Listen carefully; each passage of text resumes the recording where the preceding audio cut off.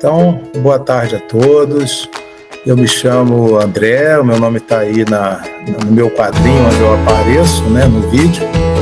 Eu sou o juiz do trabalho do Tribunal Regional do Trabalho da 15ª Região, que é o tribunal que abrange os municípios do estado de São Paulo, com exceção de São Paulo capital e aqueles municípios adjacentes, né, incluindo a Baixada Santista, que é o segundo tribunal, o segundo TRT, né, no país. São Paulo é um estado que possui dois tribunais, portanto, o da 2ª região e o da 15ª região. Sumaré integra um município que integra o TRT da 15ª região na sua área de abrangência. Eu fui convidado para apresentar para os senhores essa palestra sobre trabalho seguro, mas antes eu quero dizer para os senhores o seguinte, que eu faço parte desse grupo há menos de um mês. Então eu estou começando agora no grupo, né, o programa, né, de trabalho, Justiça e Cidadania, com essa vertente do trabalho seguro, mas é um tema que me agrada muito, me interessa muito, e eu vou aproveitar que o doutor Fábio, que é o nosso coordenador, ele já fez uma palestra e eu vou usar os slides dele para poder, então, encaminhar as nossas informações. Eu vou pedir para o Charles dar início, né, o compartilhamento. Então, o início é Trabalho, Justiça e Cidadania, que é um programa que teve origem lá no Tribunal Superior do Trabalho, se não me engano, em 2012, e que vem moldando as condutas dos tribunais e das associações para a importância desses assuntos ligados à justiça, ao trabalho e à cidadania. Pode passar, por favor. O nosso tema de hoje é palestra sobre o trabalho seguro, a importância do trabalho seguro. Essa apresentação foi feita pelos juízes, desembargador Fábio Bueno de Aguiar e pela doutora Marina Zerbinati. Eles já apresentaram esses temas para outro grupo de professores e hoje me coube falar para os senhores. Me parece que a escola é José de Alencar, não é isso? Parece que é, pelo que eu lembro. E sobre o que nós falaremos? Escola José de Anchieta. Desculpa, José de Anchieta. Nós falaremos sobre a definição de saúde e segurança no trabalho, seu aspecto histórico, aspectos legais, o reconhecimento do ambiente do trabalho, como identificar os riscos, medidas de segurança para evitar acidentes e o que fazer em caso de acidente de trabalho. Pode passar, Charles. Então, primeiro, antes de mais nada, é preciso a gente saber a conceituação do que é segurança no trabalho. Segurança no trabalho é um conjunto de medidas que devem ser adotadas visando minimizar os acidentes de trabalho, as doenças ocupacionais, bem como proteger a integridade e a capacidade do trabalho do trabalhador. A segurança do trabalho é definida por normas e leis. No Brasil, a legislação de segurança do trabalho compõe-se de normas regulamentadoras, leis complementares, como portarias e decretos, e também as convenções internacionais da Organização Internacional do Trabalho, que são as convenções que são ratificadas pelo Brasil. Essa convenção internacional, ela entra no nosso ordenamento jurídico como norma constitucional, como se fosse um item da Constituição Federal. E a OIT é um órgão máximo internacional que trata do trabalho. Essa questão de acidente de trabalho, que fala ali em cima, no conceito de segurança no trabalho, desde já é necessário explicar uma coisa, que acidente de trabalho e doença ocupacional são coisas diferentes, né? O acidente do trabalho, como evento, ele é algo típico, né? Então, todo aquele evento que causa uma lesão no trabalhador é um acidente de trabalho. As doenças ocupacionais ou também as doenças do trabalho não necessariamente causam uma lesão imediata, mas elas vão acontecendo em virtude do tipo de atividade que a pessoa desenvolve ou das condições de trabalho às quais ele está submetido. As doenças ocupacionais, elas se enquadram, se equiparam a acidente de trabalho para fins previdenciários e também para fins indenizatórios, caso o trabalhador ajuize uma ação querendo discutir uma eventual indenização por danos morais ou materiais, a perda da capacidade de trabalho, seja ela temporária ou definitiva, ou uma perda parcial ou integral. Pois não, vamos passar. A definição da Organização Mundial de Saúde, OMS, sobre saúde é um estado de completo bem-estar físico, mental e social e não somente a ausência de afecções e enfermidades. Quando a gente pensa em saúde, imediatamente a gente pensa na ausência de doenças, né? Na ausência dessas afecções ou enfermidades. Mas muitas vezes a saúde ela tem que ser encarada sob um aspecto desse bem-estar físico, mental e social, independentemente dessas afecções ou enfermidades. Na verdade, a gente tem que sempre pensar na saúde como alguma coisa que a gente previne para não estar doente. Então, a saúde seria o bem-estar em geral, né? A gente tem que tomar medidas, como todos nós fazemos, todos os dias, nós nos alimentamos bem, consumimos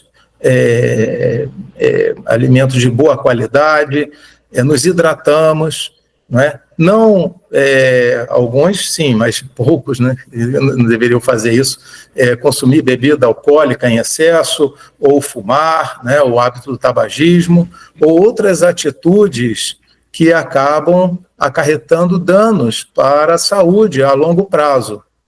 No ambiente do trabalho, isso pode ser caracterizado como uma doença ocupacional.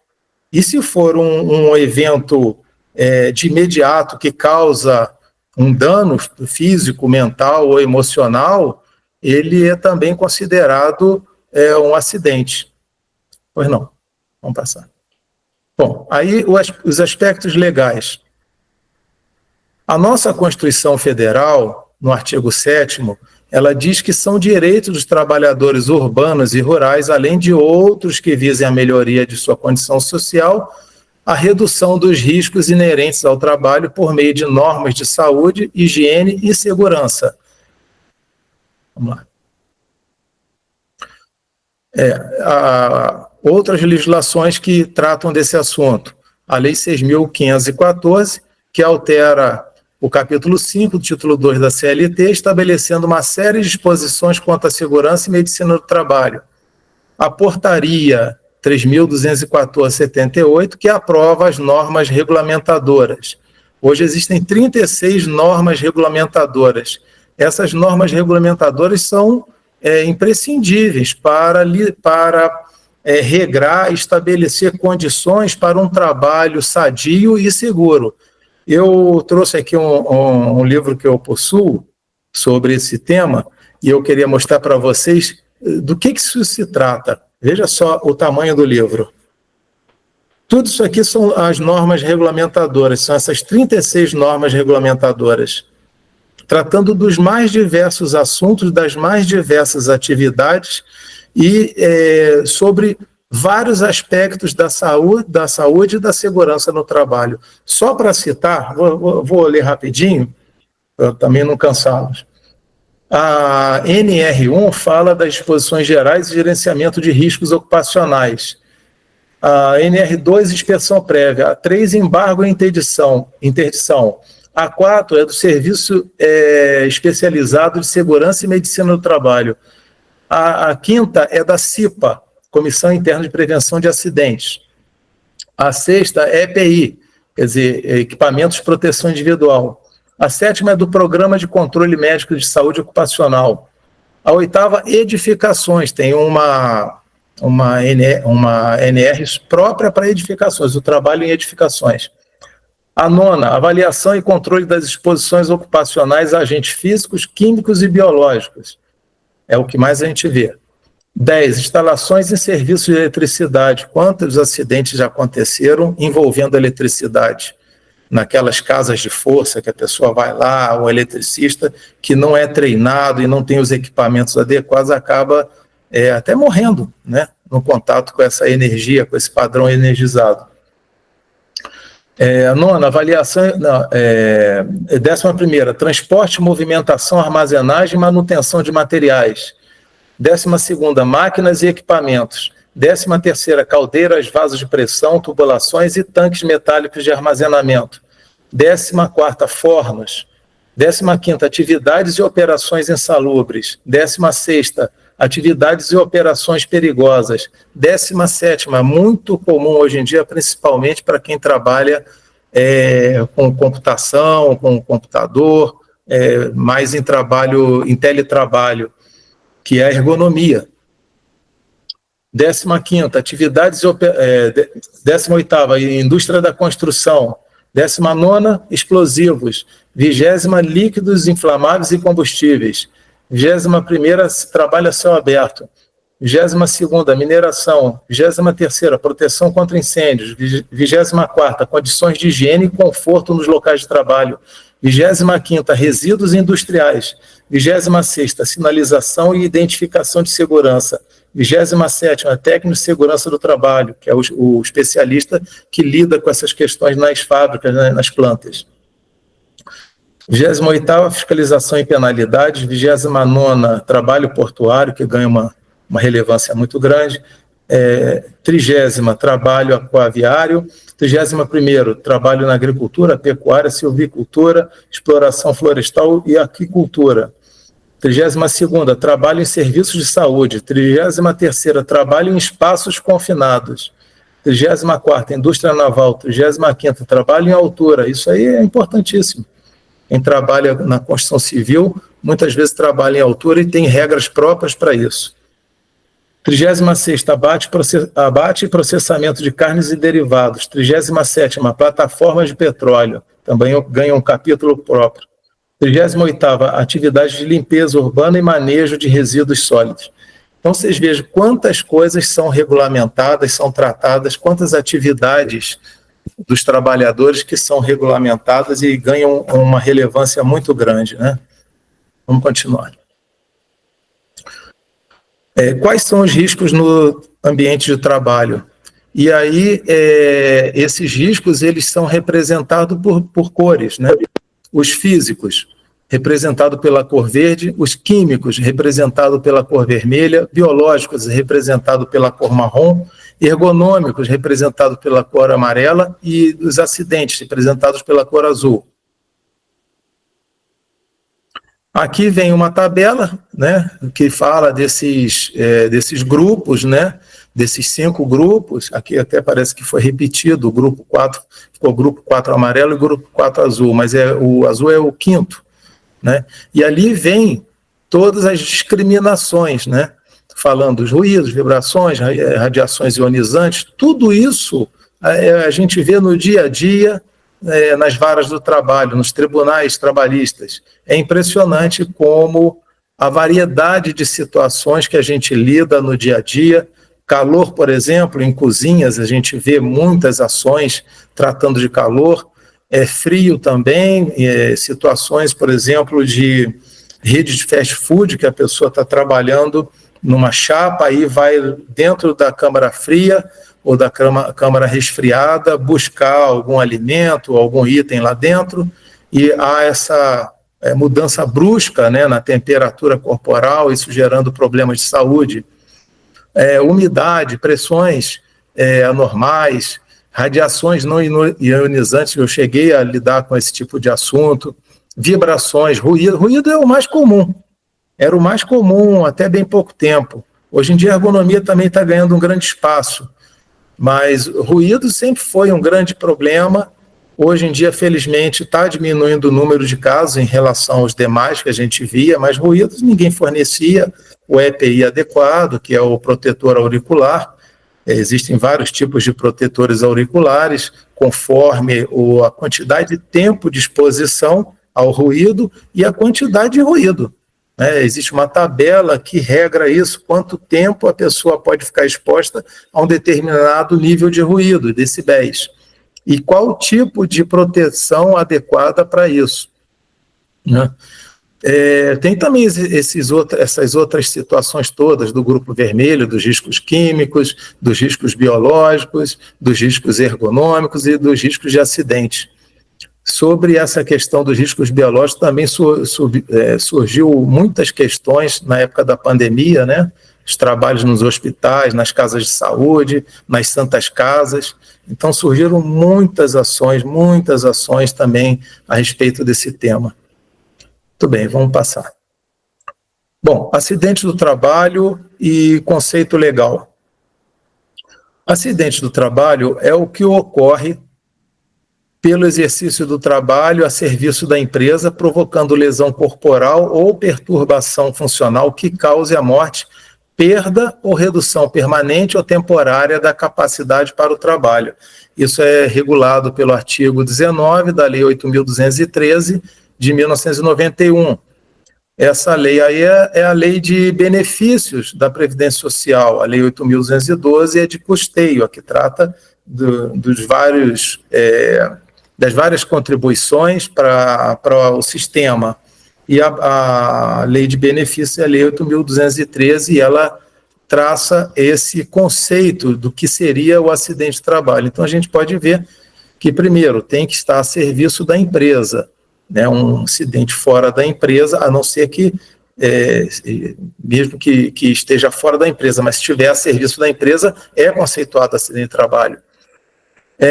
Ela tem que provocar uma lesão corporal ou perturbação funcional, e essa perturbação funcional ela pode ser de caráter neurológico, pode ser de caráter emocional, e que cause a morte, a perda ou redução, não precisa ser necessariamente a morte, mas a perda ou redução da determinada capacidade. Muitas vezes o trabalhador que sofre algum acidente, ele tem uma perda ou uma redução que o inabilita para aquela função que ele exercia, mas ele pode exercer uma outra, né? E ela pode ser permanente ou temporária. Permanente é aquela que não muda, nunca mais ele vai obter de novo aquela capacidade. E a temporária é aquela que dura um certo tempo, né? Acontece muito, por exemplo, em certos acidentes, machucou o dedo e tal, fica afastado um tempo, ou quebrou, caiu do andaime, né? Não estava usando o cinto de segurança, não estava usando o EPI adequado, e ele cai dali, ele se machuca, mas ele recupera a capacidade depois de um certo tempo e com um tratamento adequado. Então, essas são as situações que caracterizam acidentes do trabalho. Aí a gente pode ver um quadrinho interessante. Eu falei de cair, né? Ali o rapaz ali subindo uma prateleira, será, poderia ser num supermercado, um repositor que pega materiais e recoloca lá nas gôndolas, ou então naquelas armações lá onde eles guardam os produtos, e ele subiu num local, numa escada mal apoiada, né? Numa situação inadequada.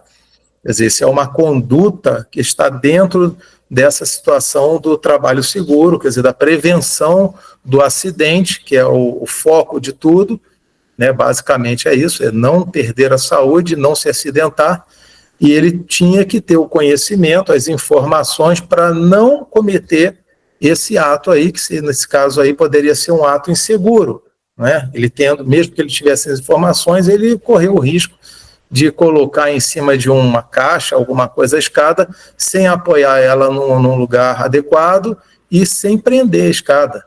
Agora, por esses dias mesmo, eu tive que lidar com um caso de um funcionário de uma companhia de rede elétrica que caiu do poste. Ele foi subir para fazer um serviço lá, mas ele não apoiou a escada e nem usou o cinto. E existe todo um treinamento que foi dado pela empresa, que eles tiveram um custo, né, para fazer esse treinamento, e é uma obrigação da empresa oferecer esse treinamento, E eles, então, ofereceram treinamento, mas ele não usou o treinamento, mesmo recebendo o treinamento e os equipamentos, ele não usou. Ele caiu e, infelizmente, faleceu. Dias depois, ele faleceu, né? Então, aí retrata várias situações, a situação dessa senhora que está ao telefone, recebendo a notícia que provavelmente, parece ser o marido que faleceu, né? Eu vi um caso também, agora há pouco tempo, de um motorista de uma transportadora, e ele tinha viajado, fazendo frete, me parece, lá para o Piauí, e numa estrada do Piauí, ele sofreu um acidente, né? Nesse caso também, a empresa demonstrou que fez o treinamento, que dava as orientações, tudo certinho, e ele estava acima da velocidade, foi constatado que ele estava acima da velocidade, entrou numa curva, numa velocidade acima da permitida, né, e acabou o caminhão perdendo o controle, caindo num barranco, numa vala, e batendo lá, e ele acabou falecendo. Quer dizer, é uma tristeza, né? Uma vida ceifada, uma família que fica sem o esteio, né, da pessoa que provavelmente era aquela que trazia os recursos de subsistência e também toda a relação pessoal, familiar e afetiva, e um custo também para o Estado, né? A pessoa falece e gera uma série de efeitos. Então, evidentemente que, em primeiro lugar, seria a saúde desse trabalhador, a vida desse trabalhador, mas nesse caso parece que tudo que a empresa, o carro estava em perfeitas condições, tinha feito manutenção, quer dizer, eu nem encontrei falhas assim da empresa, né, que pudesse demonstrar uma conduta, né, imprópria da empresa, assim, alguma coisa do gênero. Então eu acho que foi realmente uma tristeza essa situação. Ali tem escrito CAT, que é a comunicação de acidente de trabalho, sempre que há um evento envolvendo ou doença ocupacional, ou qualquer tipo de doença do trabalho, ou acidente, tem que ser feito, a empresa tem que comunicar o acidente, e se ela não fizer, o próprio trabalhador pode fazer, ou o seu sindicato, né, o sindicato ao qual o trabalhador pertence, né? Então tem ali várias situações, a situação do cidadão que está com a família, que já está se recuperando aparentemente, né, com um gesso na perna, na cadeira de roda, quer dizer, fazendo o tratamento adequado para recuperar a saúde, e esse afastamento, né, que ele teve, esse acidente, acaba gerando um efeito transitório, temporário, ele vai voltar a trabalhar. No outro é o acidente propriamente dito, né, e os colegas ali dando aquele apoio, que também isso é muito importante. Bom, eu já adiantei, né, mas aqui foi traçado, então, esses dois conceitos que equiparam-se acidente de trabalho, a doença profissional e a doença do trabalho. A doença profissional é aquela produzida ou desencadeada pelo exercício do trabalho peculiar a determinada atividade, faltou dizer atividade. Então, aqui tem dois exemplos, saturnismo e silicose, são duas químicas, né, que são muito danosas à saúde e que geram consequências. Muitas vezes, essas consequências elas surgem até depois de determinado contrato de trabalho, né? Muito tempo depois. Eu vou falar isso daqui a pouco, depois de falar de doença do trabalho. A doença do trabalho é aquela adquirida ou desencadeada em função de condições especiais em que o trabalho é realizado. Exemplo, disacusia, que é a surdez, em trabalho realizado em local extremamente ruidoso, e LER, que é aquela lesão por esforço repetitivo. Hoje em dia se chama DORT, né? Nesses dois casos, tanto da doença profissional quanto a doença do trabalho, muitas vezes a manifestação da doença acontece, às vezes até anos depois de terminado o contrato de trabalho. Para todo trabalhador é importante saber que o direito processual, o direito do trabalho, estabelece um prazo prescricional para a pessoa discutir seus direitos na justiça. Então, são 2 anos a partir do término do contrato de trabalho. Ele pode ajuizar uma ação e discutir as horas extras, o adicional noturno, as férias que não foram concedidas e tantos outros direitos. Mas no caso da doença profissional e da doença do trabalho, se ela se manifestar além desses 2 anos, é possível ajuizar uma ação e discutir uma eventual caracterização dessa doença profissional, não é, ou doença do trabalho, e a postulação da indenização por danos materiais e morais, né? Isso é fundamental saber, porque muita gente pensa que porque que há a prescrição de 2 anos a partir do término do contrato de trabalho, essa doença que se manifestou 3, 4, 5 anos depois, mas que teve origem nas condições do trabalho ou na atividade que desenvolvia, ele não vai poder discutir isso, né? E pode, né? Então, é importante saber disso.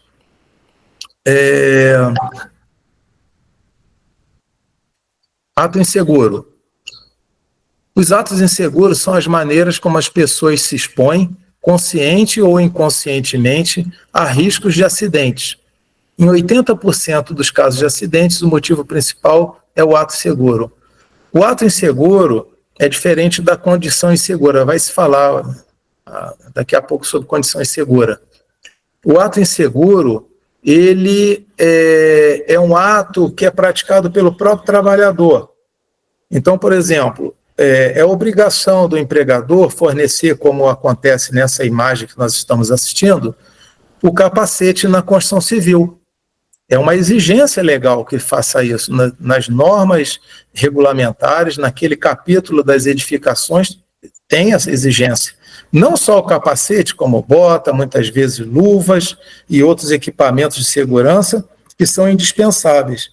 Ao empregador, ele é obrigado a fornecer os equipamentos, orientar o uso deles e fiscalizar o uso. Não basta só fornecer o equipamento. E o equipamento ele tem que ser apto àquela proteção para a qual ele se propõe proteger o trabalhador. Então, nesse caso aqui, o que está sugerindo com essa imagem? Está sugerindo que o empregador está oferecendo o equipamento, quer que ele use, né, dê o treinamento adequado, como usar o equipamento, em que condições, em que momento, mas ele fala assim, não precisa, para que capacete? Eu sempre fiz isso. É muito comum na construção civil. Não, eu conheço isso aqui, eu tiro isso com pé nas costas, é facinho e tal, não preciso disso não, sei trabalhar, sem correr risco e tal. Mas o empregador ele não pode deixar de cumprir a legislação e fazer a sua parte e exigir que esse trabalhador utilize o equipamento adequado.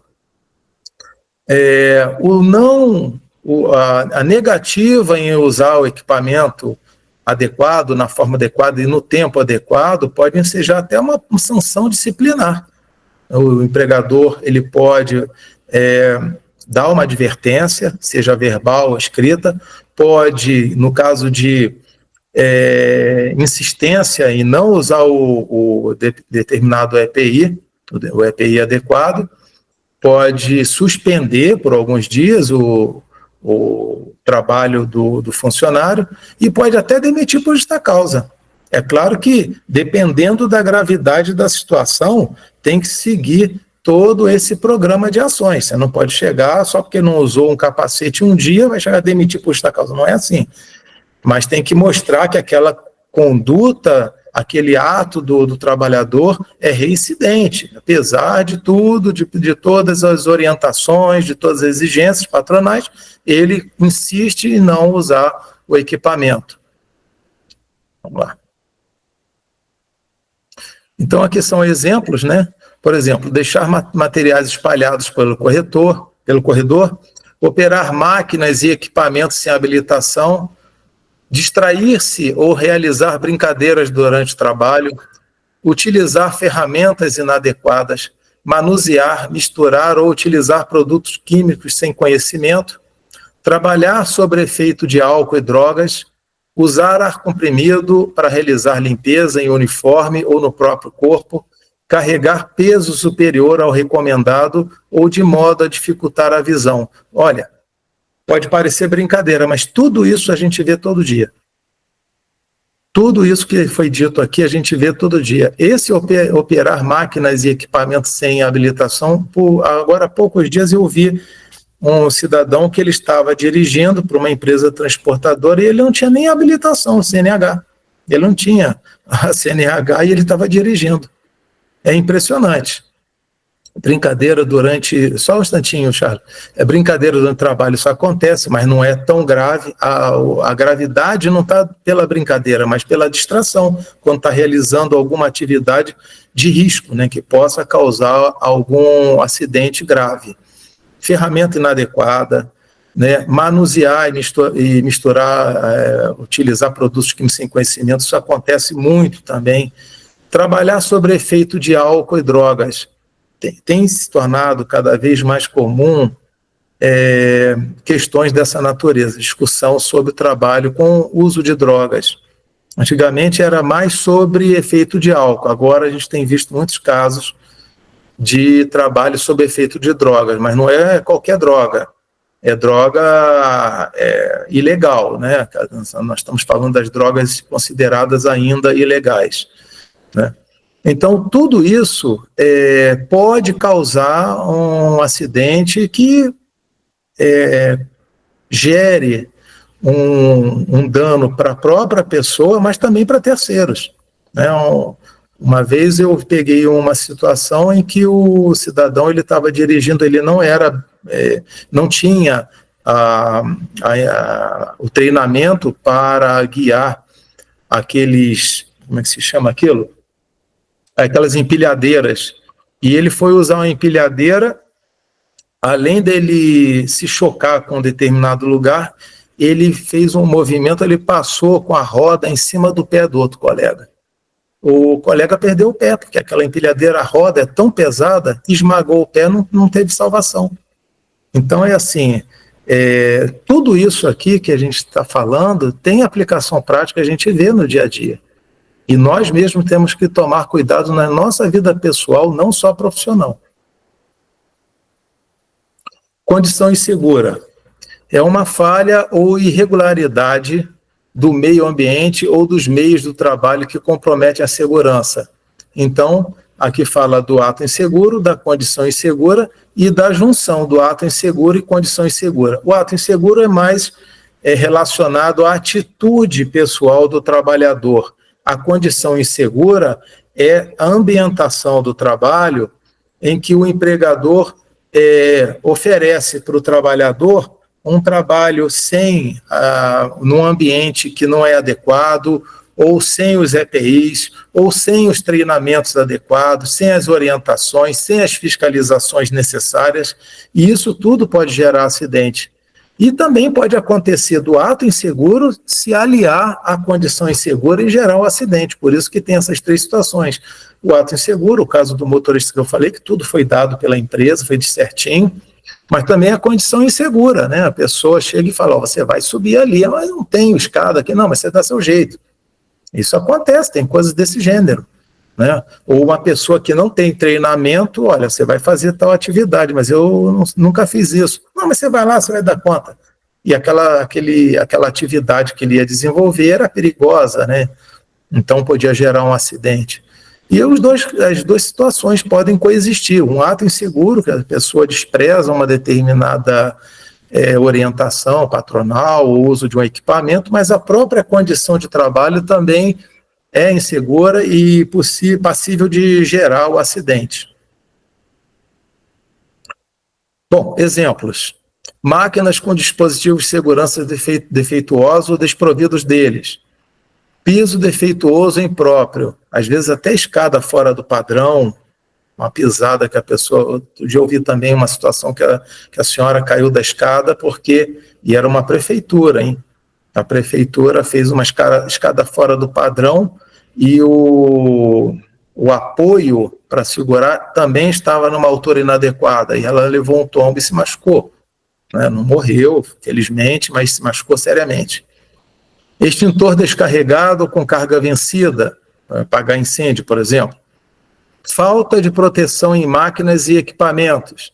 Isso aqui a gente já viu de tudo, nessa questão de falta de proteção em máquinas e equipamentos.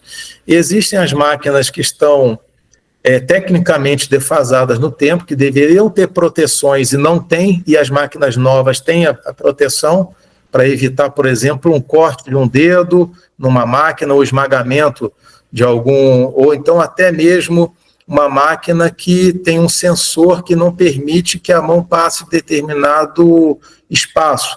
Eu já peguei situações da pessoa estar usando um EPI errado, uma luva inadequada, imprópria para aquela máquina, e a máquina puxar a mão da pessoa a partir do momento que pegou na ponta da luva e puxou a mão junto. Quer dizer, era um equipamento de proteção, uma luva inadequada. Deficiência de maquinário e ferramental. A máquina vai envelhecendo, não vai recebendo a manutenção adequada, e o empregador, né, o patrão, ele não quer investir, né, nessa situação, e vai empurrando com a barriga, e vai, não, eu estou ganhando, não vou mexer nisso e tal, e acaba gerando um acidente. Passagens perigosas e instalações elétricas inadequadas ou defeituosas. Esse aí, então, eu vi uma situação, tudo parece incrível, né?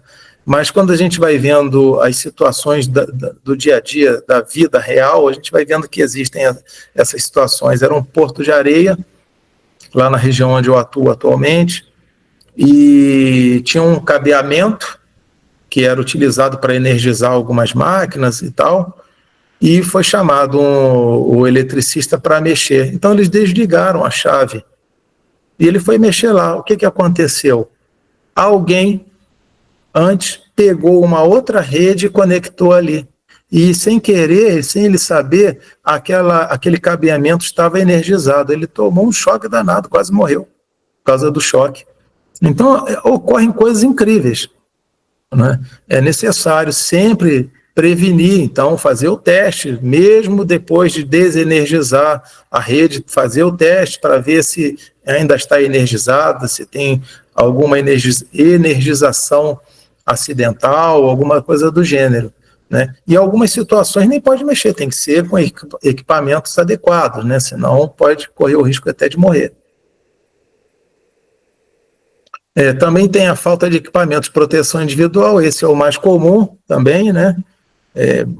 Capacete que a gente viu ali, luvas, o protetor auricular, e falar de nível de ruído elevado, isso é o mais comum, né?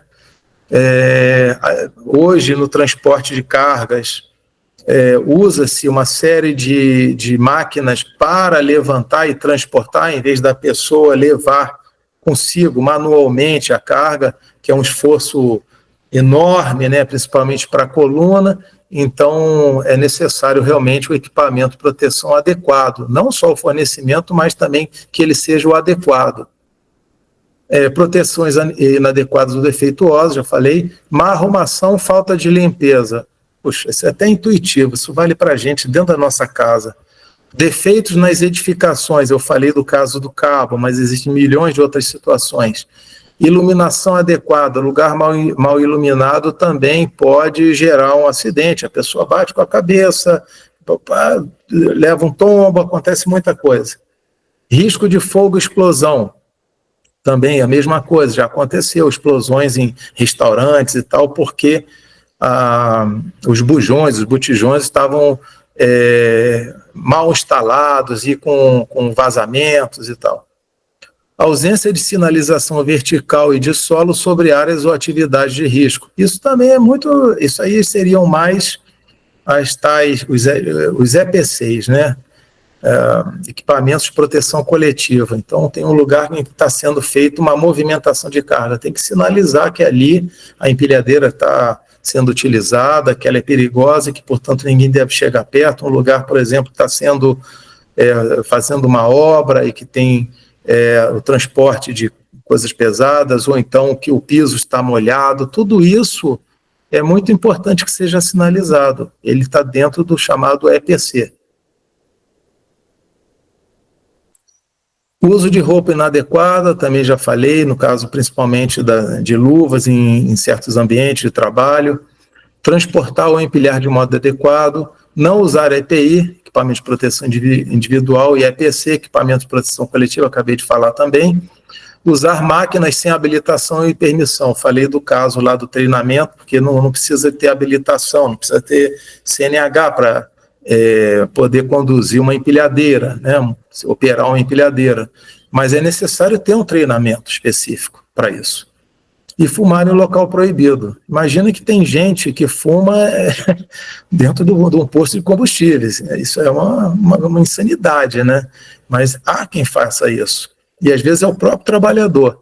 É necessário que o gerente do local ou o próprio dono do estabelecimento chegue para ele falar, não pode fumar aqui, vai fumar lá fora, perto da rua, ou em outro lugar. Não dentro do posto. Essa é uma foto interessante, né? Na palestra do Dr. Fábio, ele comentou sobre isso, que é uma foto desse Charles Abbott, feita em 1932, num arranha-céu em Nova York. Realmente foi uma foto assim, que chama muita atenção de como eram as condições de trabalho no início do século XX. Veja, tem menos de 100 anos, né? 1932. E, no entanto, olha só, eles não tinham nenhum tipo de segurança, eles andavam ali em cima, sentavam, faziam as refeições, descansavam, qualquer coisa ele podia tombar dali, a altura daqui. Me parece que esse prédio aí é o prédio da Chrysler, um prédio bonito, icônico, a gente vê muito em filme, né? E ali atrás me parece ser o Central Park. É uma cena muito bonita, por sinal, mas tristemente bonita, né? Você vê que ali no canto parece que o colega está oferecendo um cigarro para o outro. É tudo muito diferente do que acontece hoje e de tudo que a gente considera necessário e importante para um trabalho seguro. Bom, fator pessoal de segurança é o desajuste físico, emocional, mental, falta de conhecimento ou experiência, levando o indivíduo a praticar ato inseguro e criar condições inseguras. Isso acontece muito em teletrabalho, mas também em situações assim de escritório, banco. Banco é muito comum isso. A exigência hoje em dia para o trabalhador de banco, acredito que o professor também deva passar por isso. Eu não tenho muitas causas de professores, é interessante, até é raro, mas de banco eu tenho muita, né? E eu vejo muitas situações assim, em que são atribuídas muitas atividades para o funcionário do banco, até mesmo gerente, e ele, às vezes, ele acaba incorrendo nesse desajuste emocional e até mental. Muitos acabam se afastando do ambiente de trabalho e usufruem do benefício previdenciário, do auxílio-doença acidentário, porque dentro do ambiente de trabalho e em virtude do ambiente de trabalho, decorrente dessas pressões, desse acúmulo exagerado de atividades que a pessoa humanamente não consegue dar conta. Então ele acaba sofrendo esse tipo de desajuste, né? É uma coisa triste, porque você vê pessoas altamente capacitadas que vão se inabilitando. Elas não conseguem, no final das contas, vivem numa tristeza profunda, alguns entram em depressão, são obrigados a serem medicados para poderem ter uma vida minimamente decente, e alguns nem conseguem voltar a trabalhar. Então, é muito importante esse aspecto aí do fator de pessoal de segurança. Então, os exemplos é a falta de conhecimento e experiência, a pessoa é instada a fazer alguma coisa que não sabe fazer, ou não tem o conhecimento, não foi informado, não foi treinado. Falta de especialização, que tem a ver com isso foi dito. O desajuste físico, emocional e mental, que gera, né, deficiência visual, auditiva, fadiga e depressão. Depressão, então, fadiga e depressão são consequências disso que eu acabei de falar, e eu tenho visto muito em vários aspectos, às vezes fábricas mesmo, as exigências do mundo moderno, com a informatização, a velocidade da troca de informações, a cobrança de resultados imediatos. Quer dizer, se antes havia cobrança, hoje a cobrança é em tempo real e muito grande, né? Então a pessoa vai ficando sobrecarregada e começa a sentir mal com isso e não consegue daqui a pouco mais se organizar e entra em depressão, fadiga, não consegue, aí paralisa, não consegue mais fazer nada. Como evitar o ato inseguro? Bom, procure conhecer bem o seu trabalho e esteja sempre alerta. Se tiver dúvida na execução de uma tarefa, procure orientação com sua chefia imediata. Onde houver riscos, use os EPIs específicos recomendados pela segurança do trabalho. Não improvise, não brinque em serviço. Lembre-se, o acidente ocorre onde a prevenção, ali está apreensão, mas faltou duas letrinhas, prevenção falha. Isso aí parece que assim, é tão óbvio, né? Mas muita gente falha. Usar o EPI, a gente já falou do exemplo do trabalhador que fala, não, eu conheço isso aqui, eu não preciso disso não, essa luva aí, isso aí me atrapalha, eu vou cortar carne usando essa luva de malha, não, isso aí atrapalha, eu não tenho o tato necessário para cortar, aí vai, puf, mete facão lá, como eu vi há pouco tempo, um caso desse. Teve caso que era ato inseguro porque ele não usou o EPI, quer dizer, aquela luva de malha, que foi fornecida e foi orientada ao uso. A outra é porque não foi fornecida. Aí já é uma condição insegura. Entende? Então, tudo isso que parece muito intuitivo para a gente, mas, na verdade, na prática, no dia a dia, acaba ocorrendo. Então, é necessário que as pessoas fiquem alertas, né? Como evitar o ato inseguro. Bom, a CAT é a Comunicação dos Acidentes de Trabalho, a Lei 8.213, de 91, já me referi àquela lei de benefício da Previdência Social, e ali determina que a empresa deverá comunicar o acidente de trabalho à Previdência Social até o primeiro dia útil seguinte ao do acidente. Mas nem sempre isso acontece. Isso, às vezes é o acidente e às vezes a doença ocupacional. A empresa não comunica dizendo, eu não sabia. Ninguém nunca disse, não chegou na diretoria, não chegou na gerência ou no recursos humanos a informação que a pessoa tinha acidentado. Ou então fala, não, a gente não sabia que ele estava que ele travou a coluna quando ele foi levantar um saco de cimento de 60 quilos. Você imagina 60 quilos. Eu não consigo levantar um saco de cimento de 60 quilos. E hoje, até hoje, a CLT ela fala que o peso máximo que um trabalhador pode carregar manualmente é 60 quilos. São 60 quilos. Agora, imagina, eu não aguento 60 quilos, eu não consigo levantar 60 quilos sem me machucar, sem causar uma lesão na minha coluna. Então, claro que isso agora, né, esse peso começa a ser revisto de outras formas, mas o fato é que, havendo o acidente ou a doença que seja conhecida ali no momento, é necessário que a empresa faça essa comunicação e muitas vezes não faz por conta desse motivo que eu te falei. Eles alegam que não sabia do acidente, não. Ah, ele caiu lá do andaime? Eu não sabia, ninguém falou nada. Aí precisa entrar com uma ação na justiça, aí fazer as perícias, tanto a médica quanto a ambiental, testemunhas, olha, não, eu estava lá, eu vi quando ele caiu, se estatelou no chão, ficou lá deitado, ele desmaiou, ele teve uma concussão, não sei o que e tal. Mas como é que ninguém sabe? Não, eu sabia, eu falei com o supervisor, ou com o líder, e o líder levou ao conhecimento da gerência sim. Eles estão falando que não sabem, mas sabiam. Inclusive tem essa troca aqui de mensagem no WhatsApp, que o líder mesmo fala sobre isso e tal. Então tem muitos recursos para demonstrar o acidente, e seria uma obrigação da empresa comunicar logo depois que aconteceu. NR6, que trata do EPI, eu falei as 36 NRs que tem ali, sobre variados assuntos, variados temas, mas especificamente sobre o equipamento de proteção individual, que é todo meio ou dispositivo de uso individual destinado a proteger a saúde e a integridade física do trabalhador. Quando não for possível eliminar o risco ou neutralizá-lo por meio de medidas de proteção coletiva, implanta-se o equipamento de proteção individual.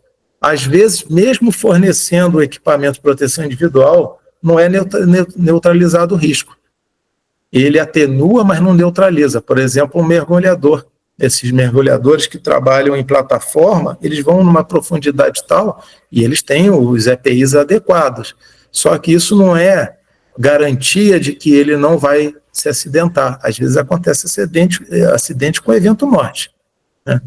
O empregador é responsável por fornecer os EPIs adequados ao trabalho, instruir e treinar quanto ao uso dos EPIs, fiscalizar e exigir o uso dos EPIs e repor os EPIs danificados. Tudo isso, na verdade, foi alvo de muita controvérsia ao longo de dezenas de anos na Justiça do Trabalho. E, finalmente, já também há alguns anos, já há bastante tempo, o próprio Tribunal Superior do Trabalho sumulou isso, quer dizer, consagrou um entendimento que a empresa tem que fornecer os equipamentos adequados, não só os equipamentos, mas tem que ser adequados, instruir e treinar pelo uso dos EPIs e fiscalizar. Não basta só fornecer e instruir, também tem que fiscalizar, além de repor aqueles que já não estão fora da validade que é apresentada pelo próprio fabricante do EPI, né? Bom, tipos de EPI. Para o crânio, capacetes, bonés, gorros, redes. Para o rosto, protetor facial. Para os olhos, óculos de segurança, ampla visão, soldador, aquela máscara imensa que a gente vê, assim, principalmente nos filmes. Ouvidos, protetor auricular, tipo inserção ou concha. Inserção é aquele que é um plugzinho que enfia no ouvido, não sei se todos conhecem, e o concha é como se fosse um fone de ouvido, mas ele evita o som. Tronco, aventais e vestimentas especiais.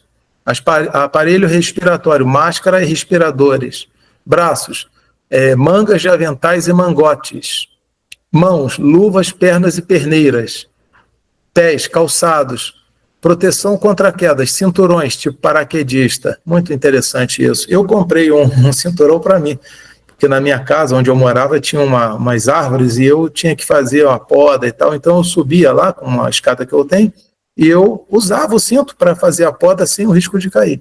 Mas isso, no ambiente de trabalho, é exigência, não é alguma coisa que a pessoa possa abrir mão.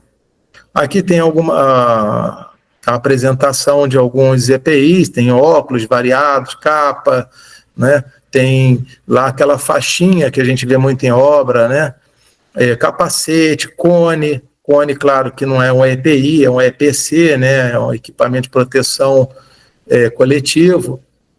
Também aquela faixa é para delimitar áreas onde estão sendo realizadas algumas atividades que as pessoas não podem entrar, né? E luvas, um protetor de inserção, bota.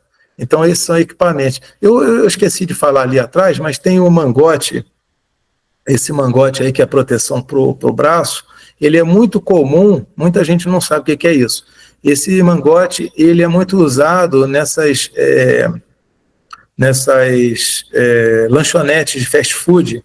A pessoa que está trabalhando ali na chapa sempre respinga um óleo quente, não é? Alguma coisa no braço. Então, esse mangote é um equipamento que você coloca no braço exatamente para evitar queimadura.